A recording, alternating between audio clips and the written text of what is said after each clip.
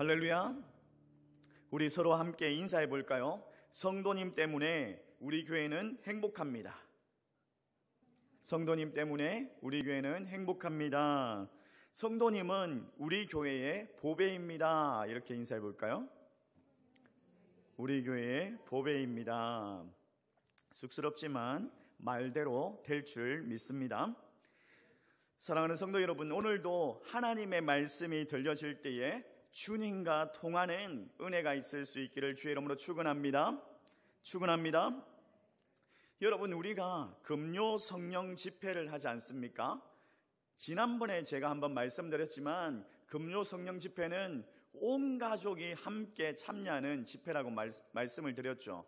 그래서 여러분들의 자녀들을 데려와서 여러분들의 기도하는 모습들을 보여주라고 했어요. 여러분들이 눈물 흘리면서 간절하게 기도하는 모습들을 보여주고 우리 자녀들이 부모의 눈물로 그들이 신앙을 전수받고 자라가게 된다라고 분명히 말씀드렸습니다. 금요 성령 집회는 자녀들도 함께 데려오는 그런 날이에요. 우리가 어릴 적에 우리 부모님을 따라다니면서 부흥회 때나 어떤 집회 때 어머니가 기도하는 모습들을 보면서 잠들고 그러지 않았습니까?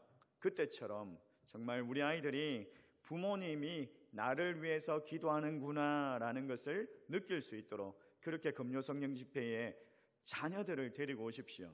특별히 8월 12일 또 19일 우리가 금요일을 3대가 행복한 금요 성령 집회로 지킵니다. 이걸 줄여가지고 3대 축제라고 합니다. 3대 축제. 근데 12일, 19일 양일 중에 한 번이라도 여러분 3대가 있다면 함께 3대가 출석하면 할아버지, 부모님, 또 자녀들 이렇게 해서 3대가 출석을 하면 선물을 드립니다. 선물을. 또 19일 날은요 3대가 특송을 하는데 우리 조이 찬양팀에서 이걸 진행을 할 거예요. 그러면 그 특송을 한 3대 가정은 또 선물을 드립니다. 이런 축제가 있으니까 여러분들이 특별히 우리 자녀들에게 또 멀리 있는 자녀들이 있다면 연락을 해서 또 함께 참여하고 또 선물도 받아가고 3대가 믿음으로 하나 되는 그런 은혜가 있기를 주의 이름으로 축원합니다. 한 젊은이가 유대인의 랍비를 찾아왔습니다. 그리고 선생님, 가정이란 무엇입니까? 라고 질문을 했습니다. 랍비가 대답을 했습니다. 가정은 메누카입니다. 라고. 메누카라는 말은요, 히브리 말로 안식의 터전이라는 뜻입니다.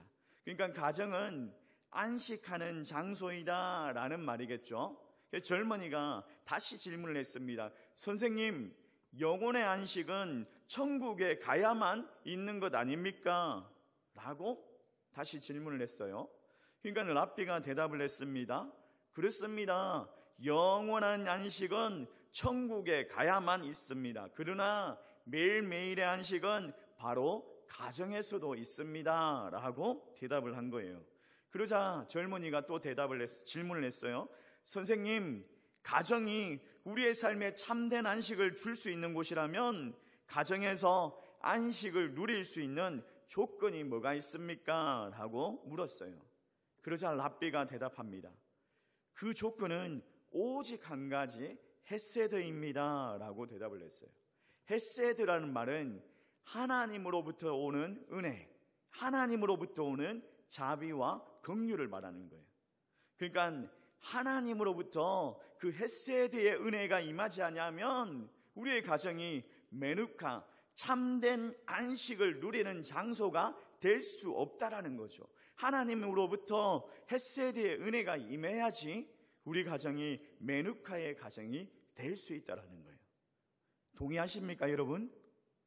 동의하십니까? 근데 우리 가정이 어떻습니까?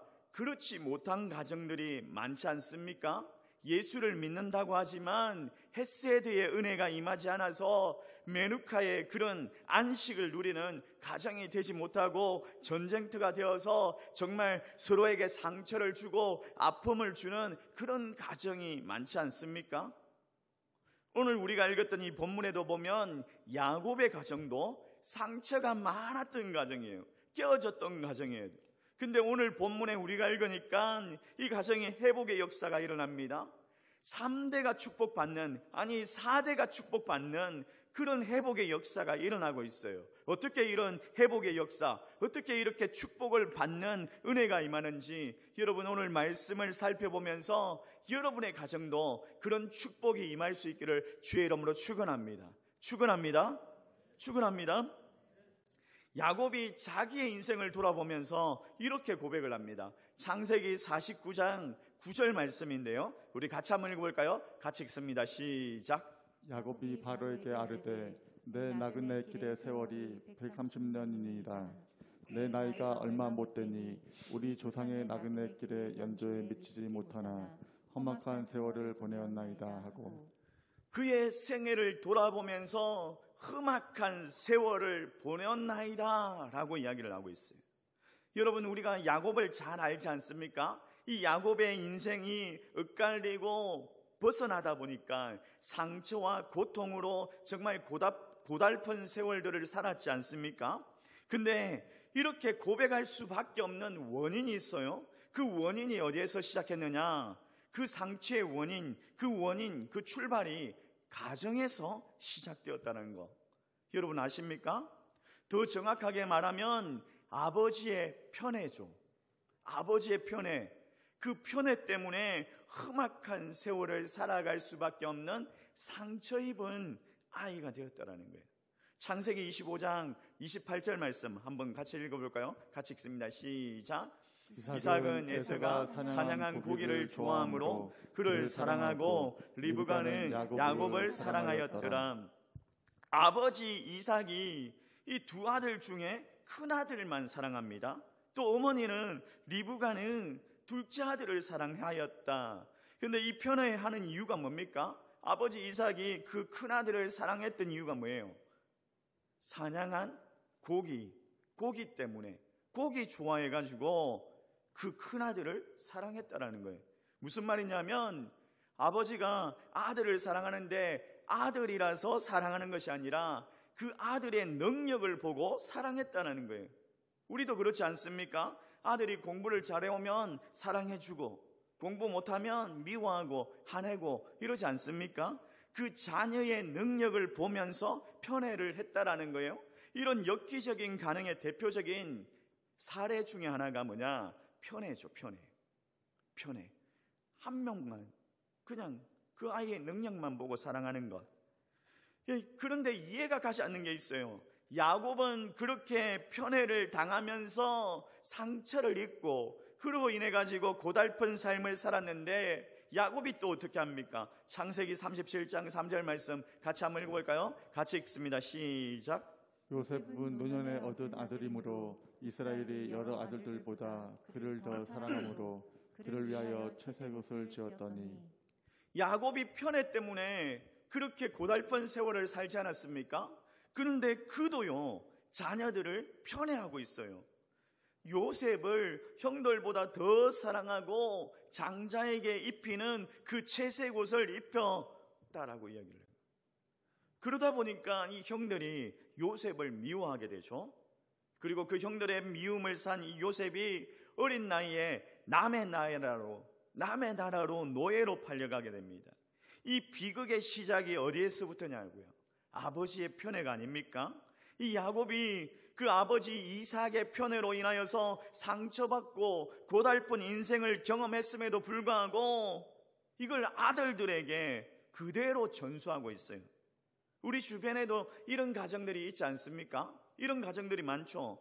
자녀들에게 그 신앙을 전수하고 믿음을 물려줘야 하는데 절대 물려주지 말아야 할 것, 전수하지 말아야 할 것을 우리가 알게 모르게 대물림하고 있지 않습니까?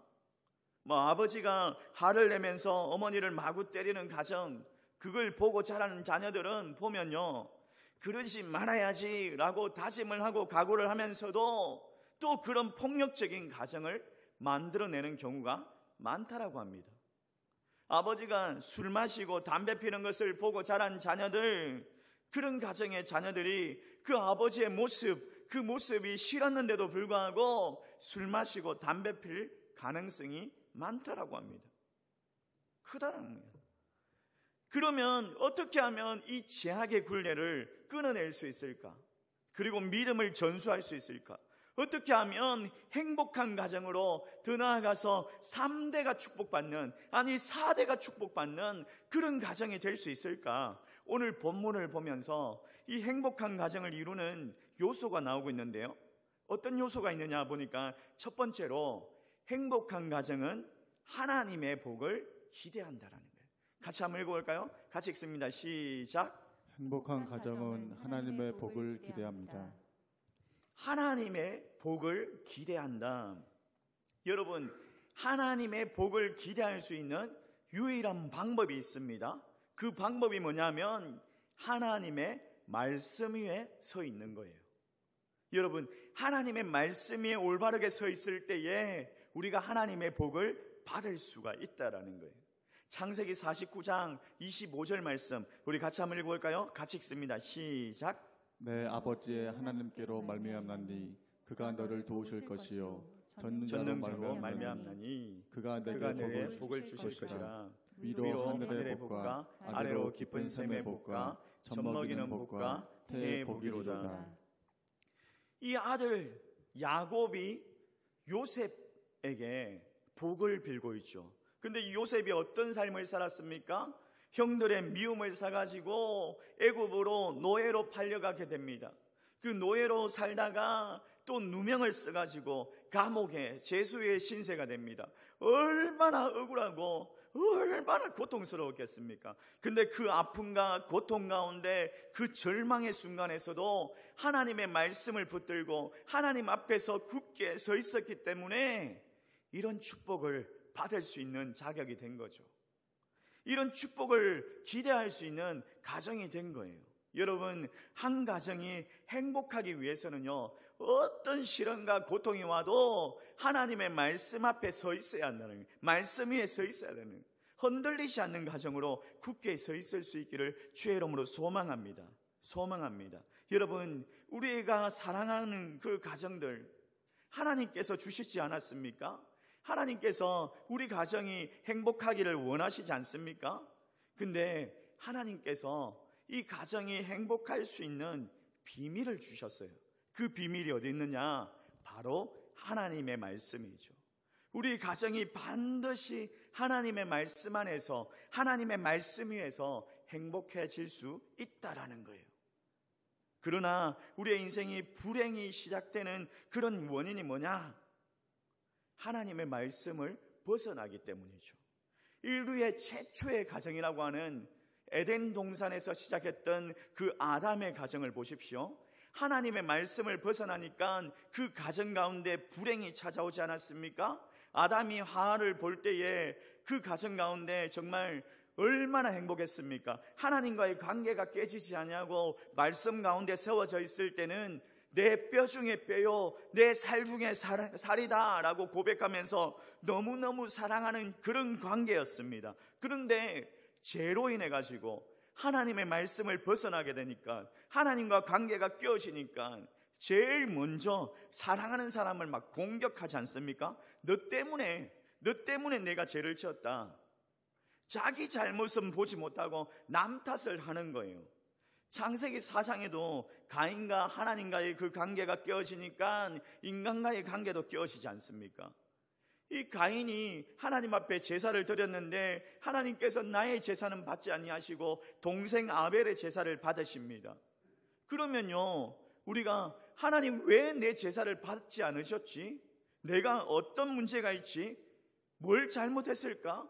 이걸 보면서 자기 자신을 점검하고 고치면 되는데, 그러면 자기 성장의 계기가 될 수 있는데, 하나님의 말씀에서 벗어나니까, 하나님과의 관계가 깨어지니까 자기 반성이 안 되는 거예요.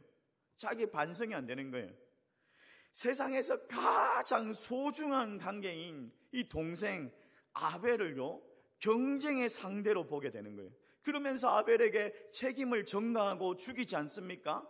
너 때문에, 너만 없으면 하나님께서 내 제사를 받으실 건데. 이 가인의 모습이요, 심리학적으로는요, 투사라고 이야기합니다. 투사.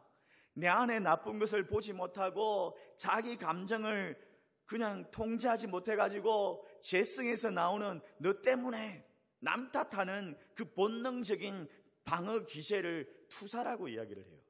우리도 그렇게 남 탓을 많이 하고 이러지 않습니까? 제가 간혹 저희 아내에게 이 배 좀 봐라, 배. 너 때문에 내가 배가 이리 나온다 이러면서 한 번씩 이야기를 해요. 그렇게 맛있는 것도 해주지 않는데 제가 이 재성 때문에 남 탓을 합니다. 여러분도 그러지 않습니까? 우리 성도들 중에 보니까 목사님 때문에 시험 들었다, 누구 권사님 때문에 시험 들었다 이러면서 남 탓하고 이러지 않습니까? 그 원인이 뭐냐고요? 그 원인이 하나님의 말씀을 벗어나니까 하나님과의 관계가 깨어지고 내 재성으로 인해 가지고 나타나는 본능적인 투사라는 거예요. 근데 범죄한 이후에 하나님과의 관계가 깨어지고 하나님의 말씀 앞에 서지 못하니까 그 아담의 가정이요, 오늘날 우리의 가정의 모습이 아니겠습니까? 그 죄가 가정에 들어오니까 모든 관계가 하나하나 깨어지고 불행한 가정으로 그렇게 관계로 변질되었습니다. 서로를 비난하고 서로에게 상처를 주고 책임을 전가하고 이런 아픔이 일어나는 그런 가정이 되었습니다. 여러분, 하나님의 말씀으로 들어가야지, 하나님과의 관계로 들어가야지 하나님의 앞에 복을 기대할 수가 있어요. 하나님과의 관계가 연합되어지면요, 복은 절로 들어오는 거예요. 여러분, 하나님과의 그 관계를 회복할 수 있기를 주의 이름으로 축원합니다. 말씀으로 들어가야 됩니다. 말씀 위에 세워져야 합니다. 그 관계를 회복하기 위해서, 하나님의 그 축복을 기대하기 위해서 여러분, 말씀 위에 굳건하게 세워질 수 있기를 주의 이름으로 축원합니다. 말씀 가운데 순종함으로 복음으로 풀어내시기를 바랍니다. 복음으로 풀어내면요, 똑같은 일을 경험했는데도 불구하고 어떤 아들은 아버지를 원망하고 아버지에게 분노하고 막 그러는 아들이 되는데, 어떤 아들은요, 그 개팍한 아버지 불쌍하게 여기고 하나님의 말씀으로 용서하고 말씀 가운데 순종하여서 사랑하고 섬기는 복음의 사람이 되더라고요. 말씀으로, 복음으로 풀어낼 수 있기를 주의 이름으로 축원합니다. 두 번째로, 행복한 가정은 인격적입니다. 같이 한번 읽어볼까요? 같이 읽습니다. 시작. 행복한 가정은 인격적입니다. 여러분, 인격적이다라는 말은요, 상호적인 거예요. 상호적인 것. 절대로 일방적인 게 아닙니다.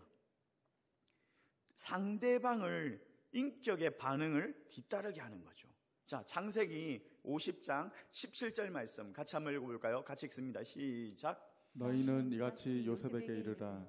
내 형들이 내게 악을 행하였을지라도 이제 바라건대 그들의 허물과 죄를 용서하라 하셨나니 당신 아버지의 하나님의 종들인 우리 죄를 이제 용서하소서 하매 요셉이 그들이 그에게 하는 말을 들을 때 울었더라. 자, 어떻게 하고 있습니까? 야곱의 장례를 다 치룬 후에 이 형들이 두려웠죠. 형들이 요셉에게 한 잘못이 있으니까 혹시라도 아버지가 이제 계시지 않으니까 보복이 있을까 싶어 두려웠죠. 그래서 그 형들이 잘못을 뉘우치고 용서를 구합니다.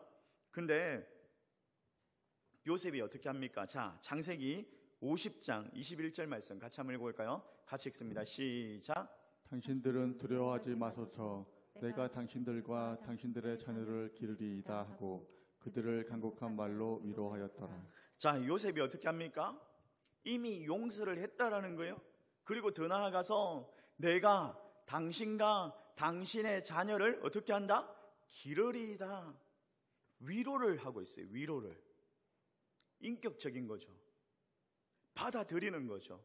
상대방을, 그 용서를 그대로 받아들이는 거예요. 옛날 과거를 막 따지면서 이전에 그러지 않았습니까? 이러면서 막 논리적으로 시비 걸고 따지지 아니하고 그냥 과거를 덮어주면서 받아들이는 거예요. 그 사람의 자격이 아니라 그 사람이 남편이기 때문에, 그 사람이 아내이기 때문에, 가족이기 때문에 받아들이는 거예요. 이해하려고 노력하고 도와주려고 노력하는 거예요. 여러분, 한때 큰 화제가 되었던 오체불만족이라는 책이 있습니다. 읽어보셨죠? 일본 와세다 대학의 학생이었던 오토타케 히로타타라는 일본 이 청년이 있는데, 이 청년이 태어날 때에 선천적으로 사지절단 장애를 안고 태어났어요. 팔다리가 겨우 10cm밖에 자라지 않는 거예요. 아주 희귀한 병이죠. 의사가 이 아이를 받아들고 깜짝 놀란 거예요. 이 아이가 어떻게 이거 어떻게 된 거예요, 이거? 산모가 이걸 보면 막 기절할 텐데, 이런 생각으로 산모에게 막 이런 핑계 저런 핑계를 대면서 아이를 보여주지 않았어요. 한 달 동안 보여주지 않은 거예요.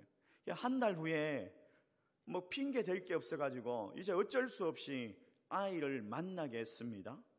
근데 어머니가 이제 그 아이를 받아들고 사지도 없는 막 고구마 같이 생긴 그 아이를 받아들고 귀여운 우리 아기 이러면서 가슴에 꼭 안더라는 거예요. 그 어머니의 사랑을 받으면서 자랐죠. 그 어머니는 그 아들을 막 자랑스럽게 여기고 귀하게 여겨줬습니다. 그래서 그 아이가 대학생이 될 때까지 몸이 불편했지만은 정신적으로는 전혀 장애가 없으니까 자기가 장애인이라는 사실을 몰랐다라고 합니다. 오토타케는 그의 짧은 다리와 팔을 가지고 야구도 해보고 축구도 해보고 수영도 해보고 또 컴퓨터 북글씨도 못하는 게 없을 정도로, 그 청년이 오체불만족이라는 책을 썼죠. 그러면서 그 책에 이렇게 이야기하고 있습니다. 장애는 특별한 개성일 뿐이다. 남과 좀 다를 뿐이지 개성이 강할 뿐이지 별것 아니다. 이렇게 멋진 고백을 하고 있습니다. 이게 인격적인 대우를 받은 사람의 자존감인 거예요. 자신의 부족함을 느끼지 못하는 거예요. 늘 채워지니까, 늘 그 부모님으로 인해서 그 어머니의 사랑으로 인해 가지고 부족함이 채워지니까 부족함이 없는 거예요. 받아들이는 거예요. 남편이기 때문에, 아내이기 때문에 자격을 따지는 것이 아니라, 능력을 따지는 것이 아니라, 부족함을 이야기하는 것이 아니라 받아들이는 거예요. 만약에요, 여러분 가정에서 자격을 논하고 능력을 논하고 그러면서 막 따진다면요, 불행할 수밖에 없는 거예요. 만약에 여러분 하나님께서 우리를 인격적으로 대하지 않았다면, 인격적으로 대하지 않고 우리의 부족함을, 우리의 자격을 따졌다면요, 우리가 이 자리에 앉아서 예배 드릴 수 있는 사람이 한 사람도 없을 겁니다. 한 사람도 없을 거예요. 저 또한 설교할 자격도 없는 사람이죠. 근데 하나님께서 우리를 인격적으로 대해주셔서 그의 아들 예수 그리스도를 이 땅에 보내주시고, 예수 그리스도 그를 구주로 믿는 자에게 하나님의 자녀가 되는 권세를 주셨다라고 말씀하셨어요. 믿는 자에게, 사랑하는 성도 여러분, 하나님께서 우리를 인격적으로 대해주셨던 것처럼 우리도요, 우리의 가정에 남편에게, 자녀에게, 아내에게 인격적으로 대해서 행복한 가정을 세워낼 수 있기를 주의 이름으로 축원합니다. 그리고 마지막으로 우리가 기억해야 할 것이 있다면요, 인격적인 기술이 있어요. 기술. 행복한 가정으로 세워낼 수 있는 인격적인 기술이 있는데, 그게 뭐냐면 대화의 기술입니다. 대화의 기술. 이게 대화하지 않냐고 사랑한다라고 말하면 그건 이기적인 거죠. 상대를 이해하지 못하는 배려, 그냥 일방적인 배려, 얼마나 상처가 되는지 모릅니다. 그래서 우리 교회가요, 9월 17일 날, 이제 토요일 날 부부 대화법이라는 상담 세미나를 하려고 합니다. 여러분, 관심을 갖고 대화의 기술이 필요하다면, 여러분 별로 상처 없는데 우리 가정은 부부가 잘 대화하는데, 그런 가정도요, 한번 신청해서 참여해 보십시오. 부부 대화법을 좀 배워가지고 서로 소통하고 부모와 자녀가 또 소통하고 형제가 서로 소통하고 하나님 기뻐하시는 행복한 가정, 더 나아가서 3대가 축복받는 믿음의 가정을 세워가자고요. 말씀을 정리하도록 하겠습니다. 건강하고 행복한 가정, 문제가 없는 가정이 아니에요. 문제가 있어도 그 문제를 어떻게 극복하느냐, 믿음으로 이겨내는 가정인 거예요. 믿음으로 이겨내고 말씀으로 풀어내는 가정이 건강하고 행복한 가정이라는 거예요. 하나님과의 관계에서도, 부부와의 관계에서도, 또 일터의 현장에서도, 또 형제와 자녀와의 관계에서도 막힘이 없으면 그 인간이 아니죠. 막힘이 없으면 인간이 아니죠. 근데 그 막힘을 흘러내는 것이 분명하게 필요하다라는 거예요. 에베소서 2장 14절 말씀에 그는 우리의 합형이신지라 둘로 하나를 만드사 원수된 것 곧 중간에 막힌 담을 자기의 육신으로 허시고, 예수님께서 우리와 하나님 앞에서 그 막혀있는 담을 허실 때 어떻게 하셨습니까? 자기의 육신으로 십자가를 지심으로 흘러내셨다라고 말씀합니다. 사랑하는 성도 여러분, 남편과 아내 사이에서도, 부모와 자녀 사이에서도 막힌 담이 분명히 보일 겁니다. 형제와 형제 사이에서도 분명히 막힌 담이 있을 거예요. 근데 그걸 흘러내야 합니다. 어떻게? 십자가를 짐으로, 말씀 가운데 순종하고 십자가를 짐으로 내가 죽어야 한다는 거예요. 쉽지 않습니다. 내 힘으로 되지 않습니다. 기도해야 합니다. 주님의 도우심을 구해야 합니다. 성령님의 도우심을 구해야 합니다. 성령님, 십자가의 도가 우리의 가정 가운데 이루어지게 하여 주시옵소서. 따라해 봅시다. 성령님,